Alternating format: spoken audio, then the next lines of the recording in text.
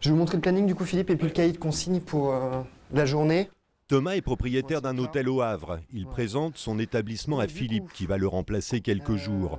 Philippe vient de créer une auto-entreprise destinée à épauler les petits hôteliers pour leur permettre de décompresser. Ces 30 ans de métier dans l'hôtellerie rassurent, mais il faut s'adapter rapidement aux habitudes de l'établissement.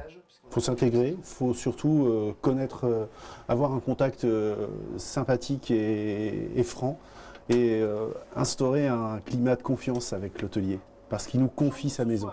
Philippe s'adresse principalement aux petites structures familiales disposant jusqu'à une quarantaine de chambres et qui n'ont pas beaucoup de personnel.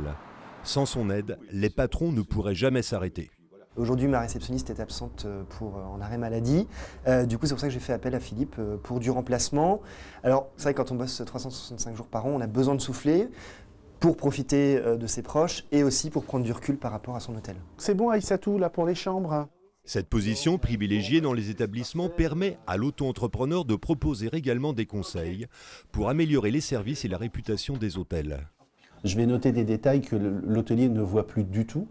Je vais noter des détails, par exemple, dans sa mise en place de petit déjeuner ou des choses dans sa manière d'accueillir, non pas un œil critique négatif, mais justement ressortir le positif quand il est nécessaire d'être ressorti parce qu'il n'est peut-être pas mis suffisamment en valeur. Et c'est un plus pour l'hôtelier.